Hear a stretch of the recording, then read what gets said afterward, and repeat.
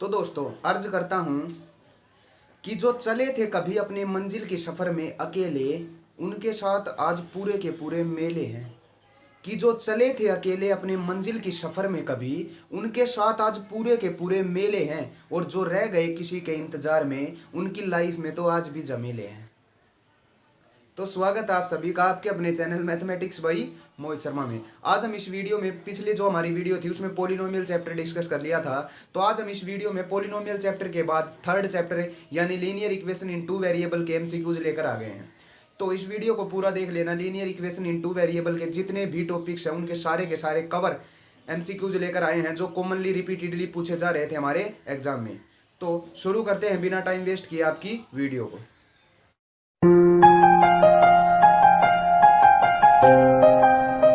तो दोस्तों बिना टाइम वेस्ट किए शुरू कर देते हैं आज की वीडियो। तो आज की वीडियो का जो हमारा टॉपिक है उसका नाम है linear equation in two variable.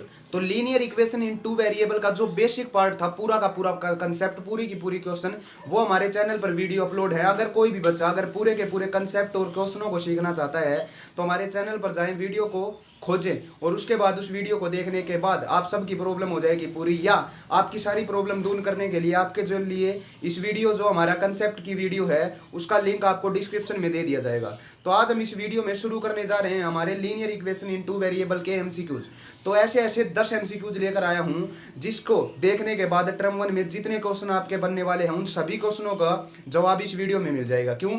क्योंकि जितने भी हमने क्वेश्चन पेपर सोल्व किए पिछले सालों के और अब की बार जो हमारा सैंपल पेपर आया था सीबीएसई द्वारा, उसमें भी ये देखा गया कि linear equation in two variable के कुछ एमसीक्यूज ऐसे थे जो कॉमनली रिपीटेडली पूछे जा रहे थे।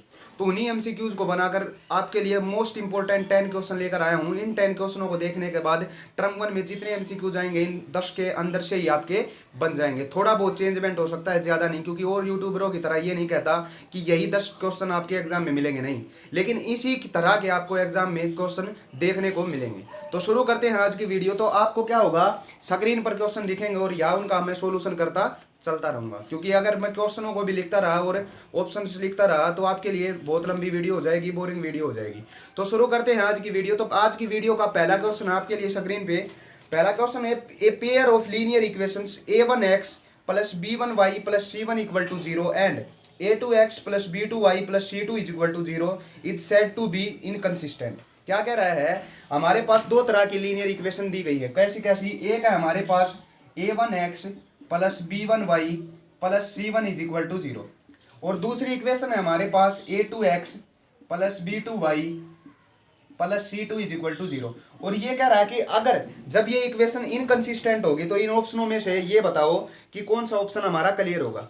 तो सबसे पहले देखो हमें क्या बताना होगा, सिर्फ क्वेश्चनों को रटवाऊंगा नहीं, क्योंकि ये क्वेश्चन नहीं, कुछ चेंजमेंट हमारे क्वेश्चनों में जरूर मिलेगी, लेकिन हमारा कंसेप्ट यही होगा। अब ये क्वेश्चन कह रहा है कि इन दो इक्वेशनों को हम कैसे रखें कि ये दोनों इक्वेशन एक दूसरे के लिए इनकंसिस्टेंट हो। क्या हो? इनकंसिस्टेंट। अब इस इनकंसिस्टेंट का मतलब क्या होता है? दो नाम होते हैं हमारे पास, एक कंसिस्टेंट और एक होता है इनकंसिस्टेंट। तो कंसिस्टेंट हम किसे बोलते हैं? जो हमारी इक्वेशन जिसमें हमारे पास इंटरसेक्टिंग लाइन हो या हमारे पास कोइंसिडेंट लाइन हो। मतलब कहने का ये हो जिसका हमारे पास कोई ना कोई सॉल्यूशन निकलता हो, चाहे वो सॉल्यूशन एक हो या ज्यादा हो, तो वो हमारे पास कंसिस्टेंट होती है। और जिन इक्वेशनों का हमारे पास सॉल्यूशन ही नहीं निकलता, जिन इक्वेशंस की हमारे पास x और y की वैल्यू ही पॉसिबल नहीं होती, उन्हीं इक्वेशनों को हम क्या बोलते हैं? जिनकी वैल्यू ही पॉसिबल नहीं होती, उन्हीं को हम नाम देते हैं इनकंसिस्टेंट। तो इनकंसिस्टेंट में कौन सी हमारी वो आएंगी? जिन्हें जो हमारी पैरेलल लाइंस होती हैं, जो आपस में कहीं कटती ही नहीं है, उन लाइंस को हम क्या बोलते हैं? इनकंसिस्टेंट बोलते हैं, जिनके एक बार सॉल्यूशन निकलता ही नहीं है, यानी no solution and parallel lines are called inconsistent. तो पैरेलल लाइन का रिलेशन होता है हमारे पास क्या, कि जब हम a1 अपॉन a2 कर दे और जब हम b1 अपॉन b2 कर दे, और अगर ये a1 अपॉन a2 और b1 अपॉन b2 का रेशो जब हमारे पास इक्वल होता है, उसी कंडीशंस में वो लाइन क्या होती है? पैरेलल होती है। पैरेलल यानी उनका नो सॉल्यूशन, कोई भी सॉल्यूशन नहीं निकलता, और जिनका सॉल्यूशन ही नहीं निकलता, जो लाइन पैरेलल होती है, उन्हीं को हम नाम देते हैं हमारे पास इनकंसिस्टेंट। तो पहला जो हमारा क्वेश्चन था उसका आंसर आ गया है क्या, कि a1 upon a2 is equal to b1 upon b2 relation होगा जब हमारी ये लाइन क्या होंगी? इनकंसिस्टेंट होंगी। तो आपका जो भी ऑप्शन हो, यानी ऑप्शन नंबर जो आपका बी है, जिसमें A1/A2 और B1/B2 तो इक्वल है, लेकिन ये C1/C2 के इक्वल नहीं होता। क्लियर सी बात है हमारे पास। तो बी ऑप्शन आपका क्या होगा, करेक्ट। तो ये था हमारा पहला एमसीक्यू, जिसको बड़ी इजी वे से हमने सोल्व कर लिया। तो मैक्सिमम चांस होते हैं कि जो हमारे ये A1/A2 B1/B2 C1/C2 के रिलेशन के अंदर जो हम 3 फॉर्मूले सीखते हैं, उन्हीं में से ज्यादातर क्वेश्चन देखने को मिलते हैं, जैसे आपको इस वीडियो में भी देखने को मिलेंगे। तो सेकंड क्वेश्चन है हमारे पास, the pair of equations 3x - 5y = 7 and -6x + 10y = 7 have unique solution, infinite many solution, no solution या 2 सॉल्यूशन। क्या कह रहा है कि हमारे पास दो इक्वेशन गिवन है। कौन कौन से है वो दो इक्वेशन? पहली इक्वेशन है हमारे पास 3x - 5y = 7 और दूसरी इक्वेशन है -6x + 10y = 7। ये कह रहा है हमारे पास कि ये बताओ इसके कितने सॉल्यूशन होंगे। तो मैंने अभी कहा था कि ये जो रिलेशन होता है A1/A2 B1/B2 और C1/C2, इनके बहुत से एमसीक्यूज आपको देखने को मिलते हैं। जैसे इसको सोल्व करते हैं, यानी A1/A2 निकालते हैं, तो कितना आएगा हमारे पास? 3 × 1 = 3, 3 × 2 = 6, तो माइनस का 1/2 निकला A1/A2। और जब हमने B1/B2 निकाला, ये भी 1 और ये भी 2, तो माइनस का 1/2 निकला ये भी। तो हमारे पास पहले दो तो इक्वल आ गए हैं। अब तीसरे को देखते हैं, 7/7 क्या होगा? 1 आ गया। अब ये बताओ, ये दोनों तो हमारे पास क्या है? इक्वल, लेकिन ये दोनों आपस में इक्वल नहीं है, यानी वही कंडीशन आ गई हमारे पास ऊपर वाली, जिसमें पहले दो इक्वल हो जाए। वो हमारी कौन सी लाइन होती है? वो लाइन होती है पैरेलल। और उसके कितने सॉल्यूशन निकलते हैं हमारे पास? Parallel line and no solution. उसका एक भी हमारे पास क्या होता है? सॉल्यूशन नहीं देखने को मिलता। तो सेकंड क्वेश्चन का जो ऑप्शन नंबर आपका सी होगा, जिसमें कोई सॉल्यूशन नहीं निकलेगा, वो आपका क्या होगा? करेक्ट। ये था हमारा सेकंड एमसीक्यू, जिसको हमने इजीली सोल्व किया। और आपको देखने को मिले कि दोनों एमसीक्यूज ऐसे थे जिसमें हम ये रिलेशन को फॉलो कर रहे थे। ज्यादातर क्वेश्चन ऐसे ही मिलेंगे आपको एग्जाम में। जो हमारी 3.2 एक्सरसाइज है, जिसमें हम ये A1/A2 B1/B2 C1/C2 के फॉर्मूले सीखते हैं। अगर आपको सीखने हो तो हमारी डिस्क्रिप्शन बॉक्स में वीडियो है, उसका लिंक पर क्लिक करें और वीडियो को देख सकते हैं। और अगर ये वीडियो अच्छी लग रही हो तो वीडियो को लाइक कर दे। चलते हैं थर्ड एमसीक्यूज की तरफ। तो थर्ड एमसीक्यूज है द पेयर ऑफ इक्वेशंस। देखो ये भी वही है हमारे पास। क्या कह रहा है? 7x - y = 5। और दूसरी देखो, दो इक्वेशन दे रखी है हमारे पास। अब की बार क्या है? पहली इक्वेशन है हमारे पास 21x - 3y = 10। ये हमारी पहली इक्वेशन गिवन है। और दूसरी इक्वेशन क्या कह रही है? 7x - y = 5। 7x - y = 5 ये हमारे पास। अब ये कह रहा है कि ये बताओ कि ये लाइन इंटरसेक्टिंग होगी एक पॉइंट के ऊपर, दो पॉइंट के ऊपर, या पैरेलल होगी या कोइंसिडेंट। देखो हमने क्या किया था, क्वेश्चनों को बदल बदल कर दे सकता है। पिछला जो एमसीक्यूज था उसमें हमारे पास इसके सॉल्यूशन पूछ रहा था कि कितने सॉल्यूशन होंगे, एक सॉल्यूशन होगा, दो सॉल्यूशन होंगे, या इसके एक भी नहीं, नो सॉल्यूशन होंगे। लेकिन अब की बार जो थर्ड एग्जांपल आया, थर्ड एमसीक्यूज आया आपके पास, उसमें क्या पूछ रहा है कि ये लाइन पूछ रहा है कि वो इंटरसेक्टिंग होंगी, वो कोइंसिडेंट होंगी, वो एक पॉइंट पर इंटरसेक्टिंग होंगी या दो पॉइंट पर होंगी। तो देखते हैं, उसका भी हमारे पास रिलेशन होता है। सबसे पहले A1/A2 निकालते हैं, 7/21 करेंगे। तो 7 × 1 = 7, 7 × 3 = 21, कितना आया? 1/3। अब इसको निकालते हैं। देखो माइनस से माइनस कैंसिल होगा, या 1 है 1/3, ये भी 1/3 आया। क्लियर सी बात है। अब इसके अपॉन ये करते हैं, तो 5 × 1 = 5, 5 × 2 = 10, ये 1/2 आया। तो पहले दो तो इक्वल हो गए, लेकिन लास्ट के दो अब भी इक्वल नहीं हुए। मतलब तीनों क्वेश्चन हमारे केस कैसे बन रहे हैं? जिनमें पहले दो इक्वल है, यानी A1/A2 कर रहे हैं और B1/B2, और दोनों क्या हो रहे हैं हमारे पास? इक्वल। और थर्ड जो हमारा केस है C1/C2, वो इक्वल नहीं मिल रहा। तो ऐसे केस में हमारी लाइंस कैसी होती हैं? वहां भी बताया था। कैसी लाइन होती है हमारे पास? Parallel line. कैसी होती है? Parallel line. और एक बार ये भी बता दूं कि जब ये तीनों इक्वल हो जाए तो हमारे पास वो लाइन होती है कोइंसिडेंट लाइन। और जब हमारे पास ये आखिरी के इक्वल हो या ना हो, लेकिन अगर ये पहले दो इक्वल ना हो जाए, पहले दो इक्वल ना हो, वही होती है हमारे, जिसको हम सॉल्यूशन निकाल सकते हैं, जिसको हम बोलते हैं इंटरसेक्टिंग लाइन, और जिनके यूनिक सॉल्यूशन निकलते हैं। बात क्लियर हो गई। ये था हमारा थर्ड एमसीक्यूज। अब चलते हैं इसके नेक्स्ट एमसीक्यूज की तरफ और देखते हैं कि नेक्स्ट एमसीक्यूज आपको क्या कह रहा है। तो नेक्स्ट एमसीक्यूज है हमारे पास फोर्थ, आपको स्क्रीन पे दिखेगा। फोर्थ एमसीक्यूज है फॉर व्हाट वैल्यू ऑफ के। देखो ये हमारे पास अलग एमसीक्यूज आया, लेकिन होगा उन्हीं रिलेशन से, क्योंकि आपका मोस्ट इंपोर्टेंट रिलेशंस होते हैं हमारे A1/A2 वाले। तो फोर्थ एमसीक्यूज है फॉर व्हाट वैल्यू ऑफ के do the equations 2x - 3y + 10। पहली इक्वेशन आ गई है 2x plus minus 3y plus 10 is equal to 0। And दूसरी इक्वेशन है 3x plus K Y plus 15 is equal to 0। 3x plus K Y plus 15 is equal to 0। दो equations given है और क्या कह रहा है ये दो equations given is coincident line, यानी क्या कह रहा है कि ये जो दो इक्वेशंस हैं ये हमारे पास एक दूसरे के लिए कोइंसिडेंट है। तो कोइंसिडेंट जब ये इक्वेशंस होंगी तो उसमें हमें इस के की वैल्यू फाइंड करनी होगी। तो अब बात आ गई है कोइंसिडेंट की। पिछली बार सिर्फ 1 मिनट पहले ही आपको बताया था कि कोइंसिडेंट लाइन कौन सी लाइन होती हैं जिनमें हमारे पास तीनों इक्वल होते हैं, यानी a1/a2, b1/b2 और c1/c2। ये तीनों तरह के जब हमारे रेशोज इक्वल हो जाते हैं तो उन लाइंस को हम क्या बोलते हैं, कोइंसिडेंट लाइन। यानी हम क्या करेंगे, a1/a2 निकालेंगे, b1/b2 निकालेंगे और c1/c2 निकालेंगे और तीनों को क्या रखेंगे, इक्वल। जब हमारा क्या आ जाएगा, k की वैल्यू आ जाएगी। तो सबसे पहले जब हम a1/a2 निकालते हैं तो क्या आएगा, देखो a1 ये रहा है, a2 ये है, तो 2/3 आएगा। क्लियर सी बात है। जब हम b1/b2 निकालेंगे, दोनों इक्वल होंगे ये सारे केसेस में। जब हम b1/b2 निकालेंगे तो -3/k होगा, -3/k। और इक्वल टू जब हम c1/c2 निकालेंगे तो 10/15 निकलेगा, 10/15। यानी इसको कैंसिल करेंगे 5 से तो ये 2 पे 3 पे, मतलब 2/3 आया। अब देखो पहला और इक्वल है दोनों, मतलब पहला और लास्ट केस इक्वल दिख रहा है। अब ये तीनों इक्वल हैं तो हम पहले दो को इक्वल रख के इस के की वैल्यू फाइंड करते हैं, क्रॉस मल्टीप्लाई करा देते हैं। तो 2 की और के की मल्टीप्लाई क्या हो गया हमारे पास, 2k और 3 3 जा 9, माइनस का 9 आया। तो k की वैल्यू आ गई हमारे पास यहां से -9/2। तो k की वैल्यू का आंसर हमारे पास क्या आया कि जब ये लाइन कोइंसिडेंट होंगी उस केस में हमारे k की वैल्यू क्या निकलेगी, -9/2।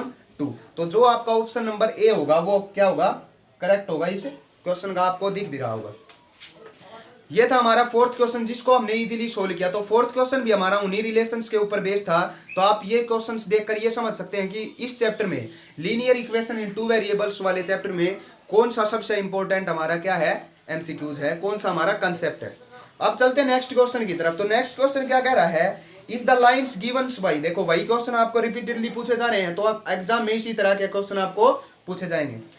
If the lines given by 2x plus ky is equal to 1। अब की बार लाइन्स हमारे पास क्या है कि 2x plus ky is equal to 1 और दूसरी लाइन हमारे पास 3x minus 5y is equal to 7 are parallel lines. अब की बार क्या कह रहा है कि जो ये लाइन्स दे रखी है ना, ये हमारे पास पैरेलल, अब की बार तो इसमें कोइंसिडेंट थी, अब पैरेलल आ गई।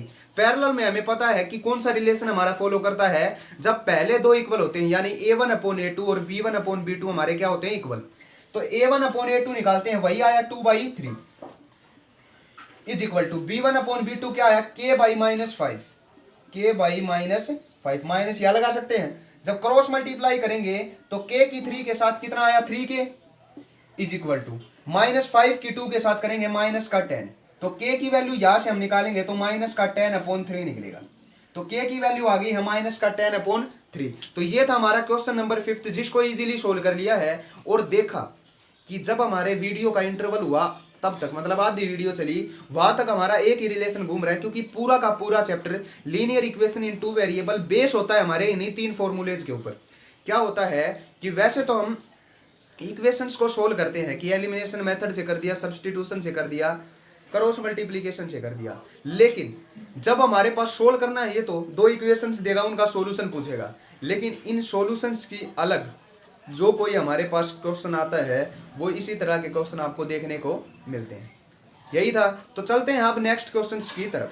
तो चलते हैं नेक्स्ट क्वेश्चन की तरफ। तो नेक्स्ट क्वेश्चन है हमारा द वैल्यू ऑफ के। इसमें भी हमारे पास के की वैल्यू निकाल रहा है, लेकिन इक्वेशन इसमें कुछ अटपटी हैं। कैसी हैं, हमारे पास पहली इक्वेशन दे रखी है x प्लस, पहली इक्वेशन हमारे पास x plus k plus 1 into Y is equal to 5 और दूसरी इक्वेशन हमारे पास k plus 1 into X plus में 9y is equal to 8k minus 1 और इसके इक्वेशन है इनफाइनाइट मैनी सॉल्यूशंस। इसके हमारे पास क्या दे रखे हैं, इनफाइनाइट मैनी सॉल्यूशंस दे रखे हैं। तो आपको ये पता है कि इनफाइनाइट मैनी सॉल्यूशंस किसके होते हैं, इनफाइनाइट मैनी सॉल्यूशंस उसी इक्वेशंस की होती हैं जो इक्वेशंस कोइंसिडेंट होती हैं। और कोइंसिडेंट का मतलब होता है कि तीनों के तीनों रिलेशन इक्वल, यानी A1/A2, B1/B2 और C1/C2 ये तीनों क्या होते हैं, इक्वल। तो इक्वल रखते हैं और देखते हैं किस तरह सोल्व करेंगे। A1/A2 करेंगे तो A1 क्या है 1, तो 1/A2 किया तो 1/K+1 आया इज इक्वल टू, जब B1/B2 निकालेंगे तो क्या आएगा, B1 है हमारे पास K+1/B2, B2 कितना है 9 is equal to C1/C2, C1 कितना है 5/C2 8K-1। तो हमारे पास क्या होते हैं, इनफाइनाइट मैनी सॉल्यूशंस उसी इक्वेशंस के निकलते हैं जिसके हमारे पास क्या होते हैं, तीनों के तीनों ऑप्शंस रेशोज, यानी A1/A2, B1/B2 और C1/C2 तीनों के तीनों हमारे पास रेशोज इक्वल होते हैं। अब इनको इक्वल रख के हम K की वैल्यू कैसे फाइंड कर सकते हैं, देखो या तो हम पहले को इसके इक्वल कर दें या इसको इसके इक्वल कर दें।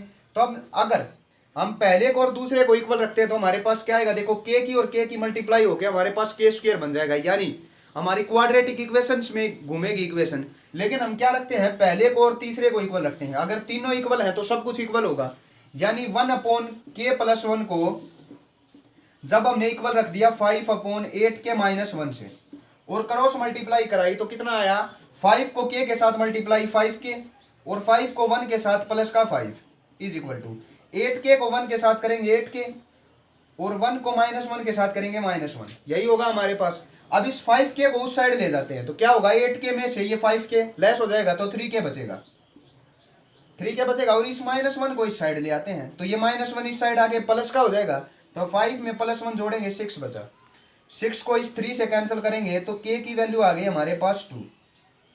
तो जो आपका ऑप्शन नंबर अब आपको दिख रहा होगा वो क्या होगा, इसका सॉल्यूशन होगा। तो ये था हमारा क्वेश्चन नंबर नेक्स्ट, जिसको हमने सोल्व कर लिया। क्या था, K की वैल्यू ही पूछ रहा था। तो तीनों तरह के क्वेश्चन किए। पहले हमारे पास क्या थी, कोइंसिडेंट लाइन दे रखी थी और उसका हमने K फाइंड किया। दूसरा हमारा जो एग्जांपल आया उसमें हमने जब नो सॉल्यूशन यानी पैरेलल लाइन दे रखी थी तो हमने उसका K फाइंड किया।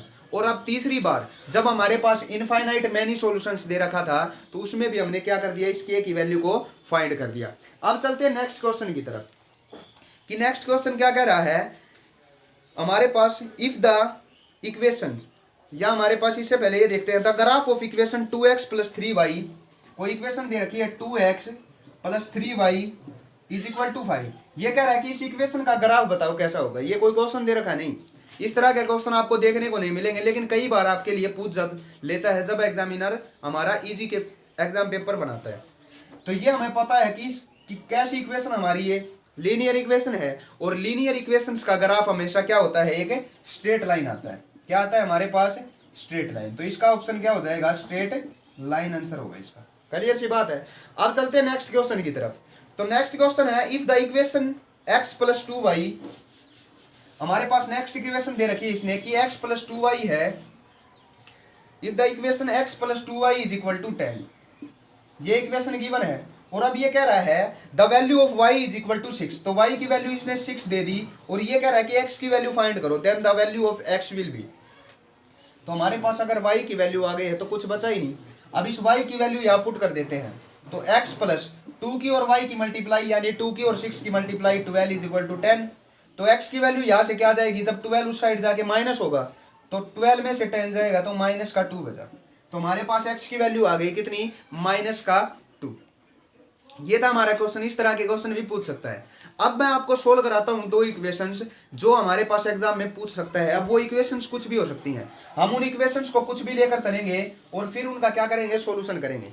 जैसे हमारे पास कोई इक्वेशंस गिवन हो 2x + 3y is equal to हो हमारे पास 9, ऐसी इक्वेशंस हो, और दूसरी इक्वेशन हो हमारे पास 3x + 2y is equal to 5।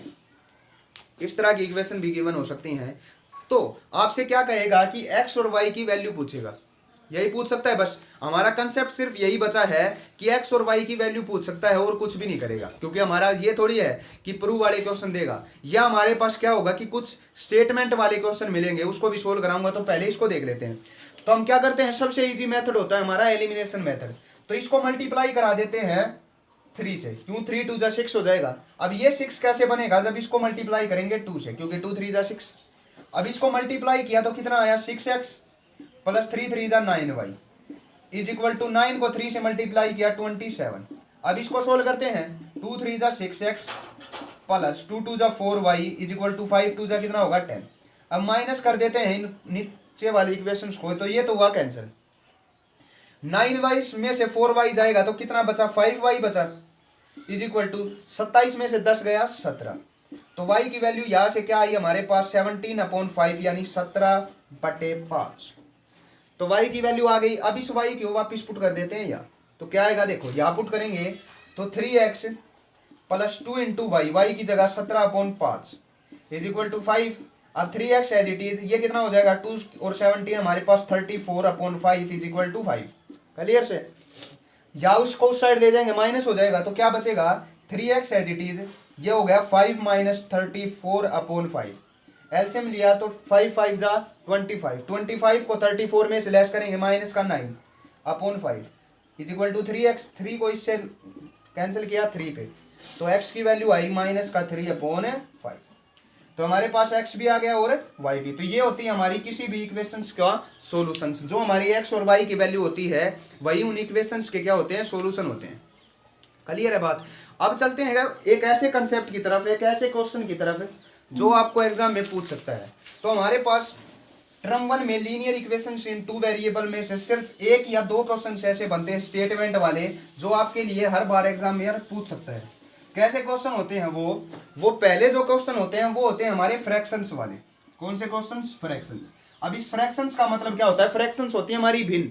भिन्न का मतलब होता है x/y, जिसमें हमारा ऊपर वाला नोमिनेटर होता है, नीचे वाला डिनोमिनेटर होता है। तो क्वेश्चन क्या कहेगा, वो ये कहेगा कि अगर मैं नोमिनेटर में 2 ऐड कर दूं और डिनोमिनेटर में से 3 लेस कर दूं या 2 लेस कर दूं, तो हमारे पास जो फ्रैक्शंस होती है वो 3/5 हो जाती है।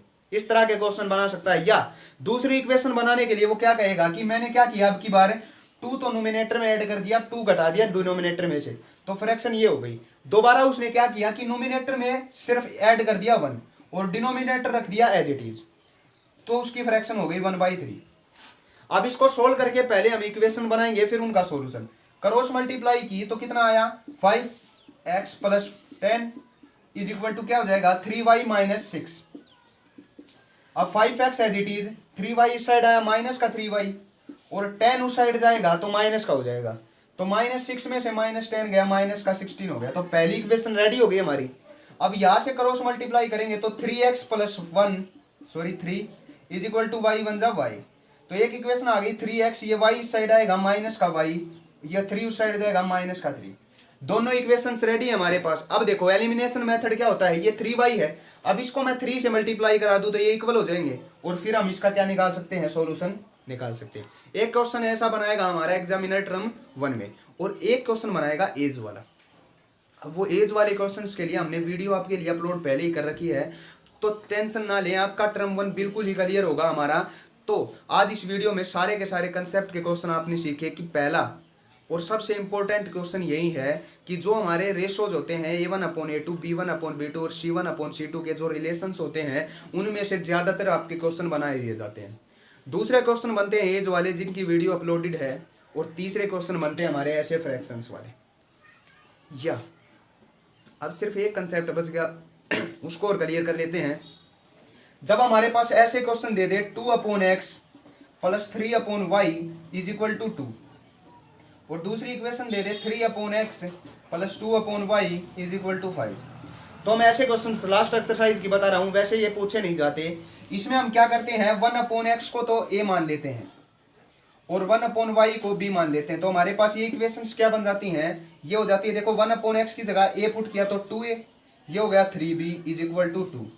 ये हो गया 1/x की जगह a पुट किया तो 3a plus 2b is equal to 5। अब इन इक्वेशंस को उसी तरह हम क्या कर लेते हैं, सोल्व कर लेते हैं। तो ऐसे क्वेश्चन पूछे जाते हैं बस। ये था हमारा लीनियर इक्वेशन इन 2 वेरिएबल का कंसेप्ट। तो इस वीडियो को देखने के बाद जिस बच्चे ने ये वीडियो हमारी कंप्लीट यहाँ तक वो पहुंचा होगा इस वीडियो में, तो उसका पूरा का पूरा कंसेप्ट और पूरे के पूरे क्वेश्चंस टर्म 1 के हो गए होंगे तैयार।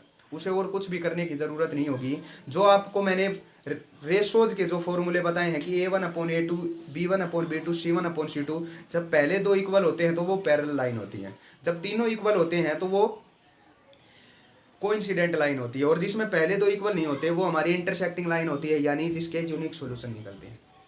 तो आज की वीडियो में इतना ही, मिलते हैं नेक्स्ट वीडियो में एक नेक्स्ट चैप्टर के साथ, यानी क्वाड्रेटिक इक्वेशंस के चैप्टर के साथ। तो अगर किसी बच्चे को ये वीडियो अच्छी लगी हो, कोई डाउट रह गया हो, तो उस डाउट को क्लियर करने के लिए हमारे इस वीडियो में कमेंट करें और पूछे कि कौन सा क्वेश्चन ऐसा था जिसमें आपका डाउट क्लियर नहीं हुआ, या आप कोई भी क्वेश्चन ऐसा दिख रहा है इन क्वेश्चनों के बावजूद कि ये भी हमारा एग्जाम पेपर में आ सकता है, तो वो क्वेश्चन भी आप कमेंट करके बता सकते हैं, उसका सॉल्यूशन आपको मिलेगा।